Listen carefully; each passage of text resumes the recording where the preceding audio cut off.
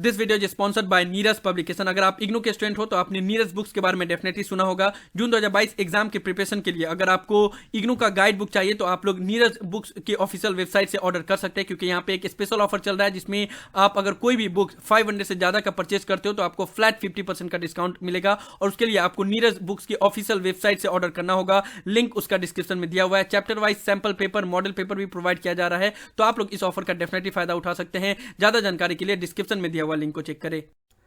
Hello everyone, welcome to my YouTube channel A H helpline. कैसे हैं आप लोग?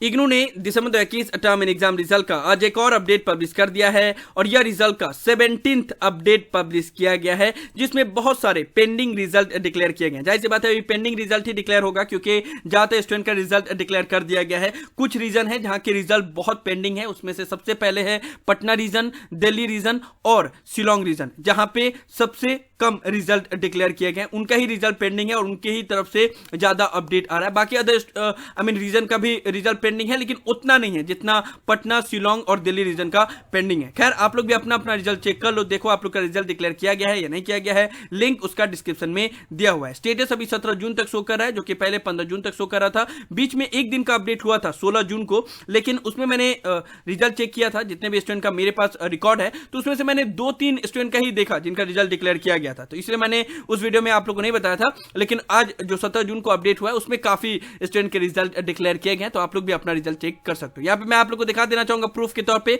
बीपीएससी 133 का रिजल्ट डिक्लेयर किया गया है, 100 में 43 मार्क्स आए हैं। Date of updation on website 17 June show कर रहा है। उसके अलावा एक और स्टूडेंट का AED 01 का रिजल्ट डिक्लेयर किया गया है, 50 में 28 मार्क्स आए हैं। Date of updation on website 16 June show कर रहा है। उसके अलावा एक और स्टूडेंट का BRDE 101 का रिजल्ट डिक्लेयर किया गया है, 100 में 23 मार्क्स आए हैं। Date of updation on website 16 June show कर रहा है। 100 में 23 मार्क्स आए हैं, दैट मींस कि उनका बैक लगा हुआ है, तो वो लोग वो चाहें तो rechecking and photocopy of answer sheet के लिए अप्लाई कर सकते हैं। रीचेकिंग के लिए कैसे अप्लाई करना है उसके ऊपर मैंने ऑलरेडी डिटेल में वीडियो बनाया हुआ है, आप लोग चाहें तो वो वीडियो देख सकते हैं। ऊपर कार्ड में मैंने वीडियो का लिंक दे दिया है, डिस्क्रिप्शन में भी आप लोग को वीडियो का लिंक मिल जाएगा, उससे आप लोग को पता चल जाएगा कि कैसे अप्लाई करना है। लेकिन देखो, रीचेकिंग का रिजल्ट डिक्लेयर होने में टाइम लगता है। फोटोकॉपी ऑफ आंसर शीट 20 से 25 दिन के अंदर में आ जाता है, लेकिन रीचेकिंग का रिजल्ट डिक्लेयर होने में टाइम लगता है। तो जो भी स्टूडेंट अभी रीचेकिंग के लिए अप्लाई करेंगे तो साथ ही साथ एग्जाम फॉर्म फिलअप भी कर देंगे, क्योंकि जब तक रीचेकिंग का रिजल्ट डिक्लेयर होगा तब तक एग्जाम फॉर्म फिलअप करने का लास्ट डेट खत्म हो जाएगा। अगर एग्जाम फॉर्म फिलअप करने के बाद से रीचेकिंग का रिजल्ट डिक्लेयर होता है, उसमें आप पास हो जाते हो तो फिर आपको एग्जाम देने की जरूरत नहीं है। लेकिन अगर आप पास नहीं होते हो तो आपको एग्जाम देने का भी एक मौका रहेगा। तो मेक श्योर आप लोग ये काम जरूर कर देना जो अभी से रीचेकिंग के लिए अप्लाई करते हैं, क्योंकि रीचेकिंग में कम से कम 45 दिन तो मिनिमम टाइम लगता ही है। ऑलराइट, नाउ रीचेकिंग का भी रिजल्ट अपडेट किया गया है। रीचेकिंग का रिजल्ट चेक करने के लिए आपको इस पोर्टल से पे आना पड़ता है और यहाँ पे अपना एनरोलमेंट पुट करके चेक करना पड़ता है। मैं आप लोग को प्रूफ के तौर पे दिखा दे रहा हूँ। एक स्टूडेंट का 3 पेपर का रिजल्ट डिक्लेयर किया गया। इससे पहले एक पेपर का रिजल्ट डिक्लेयर किया गया था और 2 पेपर का रिजल्ट डिक्लेयर किया गया है। एक पेपर में जितना मार्क्स पहले था उतना ही है, 100 में 58 पहले मार्क्स आया था, रीचेकिंग के बाद भी 100 में 58 ही है। और 2 पेपर में मार्क्स इंक्रीज हुए हैं। एक में 54 पहले मार्क्स आया था तो उसको इंक्रीज करके 61 कर दिया गया, यानी कि 7 मार्क्स इंक्रीज हुए हैं। और एक पेपर में पहले 53 मार्क्स था और अभी 58 मार्क्स हो गया। तो मार्क्स इंक्रीज होते हैं, कम मार्क्स इनके इंक्रीज हुए, लेकिन बहुत सारे स्टूडेंट का ज्यादा मार्क्स भी इंक्रीज हुआ है। और देखो, रीचेकिंग बहुत बार ना लक के ऊपर भी डिपेंड करता है, क्योंकि ऑल ओवर इंडिया में इतने सारे इवैल्यूएशन सेंटर हैं, इतने सारे टीचर हैं, और कौन सा टीचर किस मूड में चेक कर रहा है उसके ऊपर भी डिपेंड करता है। और आप लोग को ये भी पता होगा कि जो पहले आप लोग का रिजल्ट डिक्लेयर होता है, जो भी टीचर चेक करते हैं, जब आप रीचेकिंग के लिए अप्लाई करते हैं ना तो दूसरे टीचर चेक करते हैं, ठीक है। तो अब कौन से रीजन में कौन सा टीचर चेक कर रहे हैं और उनका मूड कैसा है, किस तरीके से रीचेक कर रहे हैं, उसके ऊपर डिपेंड करता है। तो बहुत बार आप लोग एक्सपेक्ट करते हो कि बहुत ज्यादा मार्क्स इंक्रीज हो जाएगा, लेकिन नहीं होता है। बहुत बार आप एक्सपेक्ट नहीं करते हो कि इतना मार्क्स इंक्रीज होगा, लेकिन हो जाता है। और बहुत से स्टूडेंट का ड्रास्टिकली मार्क्स भी इंक्रीज होता है। पहले 11 मार्क्स आया, रीचेकिंग के बाद 43 हो गया। सो ऐसा भी होता है। सो जो भी स्टूडेंट अपने मार्क्स से सेटिस्फाइड नहीं है वो लोग rechecking and photocopy of answer sheet के लिए अप्लाई कर सकते हैं। नाउ आज ग्रेड कार्ड भी अपडेट कर दिया गया। ग्रेड कार्ड का स्टेटस 16 जून तक शो कर रहा है, यानी कि जो भी स्टूडेंट का कल तक रिजल्ट अपडेट हुआ था उनका मार्क्स ग्रेड कार्ड में ऐड कर दिया गया है। साथ ही साथ असाइनमेंट के मार्क्स जो पेंडिंग बचे हुए थे, जिनका receive and in process show कर रहा था, उनका भी मार्क्स ग्रेड कार्ड में ऐड कर दिया गया है। तो आप लोग एक बार अपना ग्रेड कार्ड भी जरूर चेक कर लेना। तो ये सभी तो मैंने प्रूफ के तौर पर दिखाया। और जो पेपर का रिजल्ट डिक्लेयर किया गया उसके बारे में मैं बता दे रहा हूँ। ATR 01 01, ACS 01, ACC 01 के अपडेट हुए हैं। BZY CT 131, 133, 135 के रिजल्ट डिक्लेयर किए गए हैं। MEG 8, MEG 11 ये देवघर रीजन के स्टूडेंट है, उनका रिजल्ट डिक्लेयर किया गया है। MSD 4, MSD 6 ये अलग अलग रीजन का डिक्लेयर किया गया है, भुवनेश्वर का, कोलकाता का, देवघर का, दिल्ली का डिक्लेयर किया गया है। इको 9, इको 4, इको 11 तो बहुत कम ही स्टूडेंट के पेंडिंग बचे हुए थे। ये जो स्टूडेंट का रिजल्ट डिक्लेयर किया गया, इन्होंने लखनऊ में एग्जाम दिया था। उसके अलावा BHIC 105, 103 के अपडेट हुए हैं। MS8 MS23, MS43 मैनेजमेंट के पेपर हैं, उनके रिजल्ट डिक्लेयर किए गए हैं। MT4, MT5, MT9 के ज़्यादातर स्टूडेंट के रिजल्ट डिक्लेयर कर दिए गए, जिनका पेंडिंग बचा हुआ है उन्हीं का रिजल्ट डिक्लेयर किया जा रहा है, लेकिन MT5 के अभी भी पेंडिंग है। उसके अलावा ESO 11, ESO 12 के अपडेट हुए हैं। MPS के तो ज़्यादातर स्टूडेंट का रिजल्ट डिक्लेयर कर दिया गया था।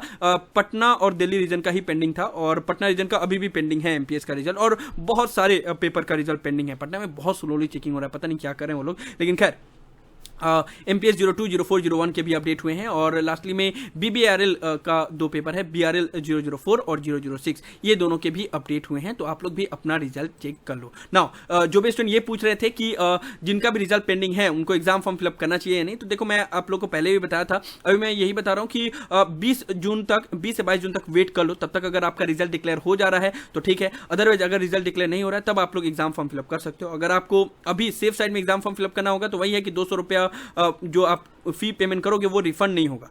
सो अभी आप लोग वेट कर लो, अगर 20 जून तक भी रिजल्ट डिक्लेयर नहीं हो तब आप लोग एग्जाम फॉर्म फिलअप कर सकते हो। यहां पे मैं एक और इंपॉर्टेंट चीज बताना चाहूंगा कि देखो, एग्जाम फॉर्म फिलअप लेट से फिलअप करने में सिर्फ एक ही प्रॉब्लम होता है कि आपका एग्जाम सेंटर दूर पड़ जाता है, या जो आप एग्जाम सेंटर सिलेक्ट करना चाहते हो वो कभी कभी अवेलेबल नहीं होता है। लेकिन इस बार जो जून 2022 टर्म एग्जाम के लिए एग्जाम फॉर्म फिलअप हो रहे हैं, वहां पे सीट की कमी का अभी तक स्टूडेंट की तरफ से कंप्लेन नहीं आया है, और अभी तक जितने भी स्टूडेंट एग्जाम फॉर्म फिलअप कर रहे हैं वो स्मूथली एग्जाम फॉर्म फिलअप कर पा रहे हैं। इससे पहले आप लोग को याद होगा कि एग्जाम फॉर्म फिलअप स्टार्ट होता था और एक हफ्ते के बाद ही स्टूडेंट कंप्लेन करने लगते थे कि सीट फुल हो गया है, या एग्जाम सेंटर पे वहां पे शो करता था कि सीट अवेलेबल नहीं है, इस कोर्स के लिए सीट अवेलेबल नहीं है, ठीक है। लेकिन इस बार अभी तक ये प्रॉब्लम हुआ नहीं है। तो अगर ये प्रॉब्लम नहीं हुआ, दैट मींस कि अभी एग्जाम सेंटर पे सीट अवेलेबल है, student smoothly exam form fill up कर पा रहे हैं, तब आप लोग को पैनिक करने की जरूरत नहीं है। अगर सीट फुल होने वाला कंप्लेन आने लगेगा तो मैं चैनल पे ही बता दूंगा, तो आप लोग को भी समझ में आ जाएगा कि हाँ अभी अब ये रीजन के सीट फुल हो जा रहे हैं, ये सेंटर पे सीट फुल हो जा रहे हैं, तब आप लोग थोड़ा सा जल्दी एग्जाम फॉर्म फिलअप करने का कोशिश कर सकते हो, भले रिजल्ट डिक्लेयर नहीं हो तब भी, ठीक है ना। लेकिन अभी फिलहाल पैनिक करने की जरूरत नहीं है, क्योंकि ऐसा सिचुएशन अभी नहीं आया है। और बस वही होगा कि अगर आप लोग अभी एग्जाम फॉर्म फिलअप कर दोगे, बाद में अगर रिजल्ट डिक्लेयर हुआ, आप पास हो गए, तो फिर आपको एग्जाम देने की जरूरत नहीं है। ऐसा नहीं होगा कि आपने एग्जाम फॉर्म फिलअप कर दिया और आप पास भी हो गए बाद में तो आपको एग्जाम देने जाना ही होगा, नहीं, ऐसा नहीं है। आप एक मरतबा पास हो गए तो फिर आपको एग्जाम देने की जरूरत नहीं है, बस ये फीस रिफंड नहीं होगा। समझ में आया आप लोग को?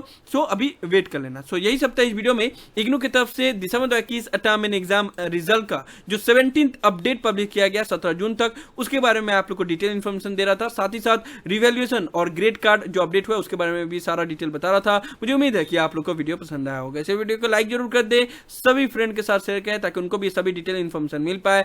किसी भी तरह के डाउट के लिए आप लोग नीचे कमेंट बॉक्स में लिख सकते हैं, या मुझे डायरेक्टली कॉल करके भी अपना डाउट क्लियर कर सकते हैं। सभी सोशल मीडिया प्लेटफॉर्म पे मैं अवेलेबल हूं, इंस्टाग्राम, टेलीग्राम, ट्विटर, सभी का लिंक डिस्क्रिप्शन में दिया हुआ है, वहां पे भी आप लोग मुझे फॉलो कर सकते हो। अगर आप AH हेल्पलाइन चैनल पे फर्स्ट टाइम आए हो तो देर किस बात की, अभी के अभी चैनल को जरूर सब्सक्राइब करें। So thank you so much for watching this video. Have an awesome day. Thank you so much.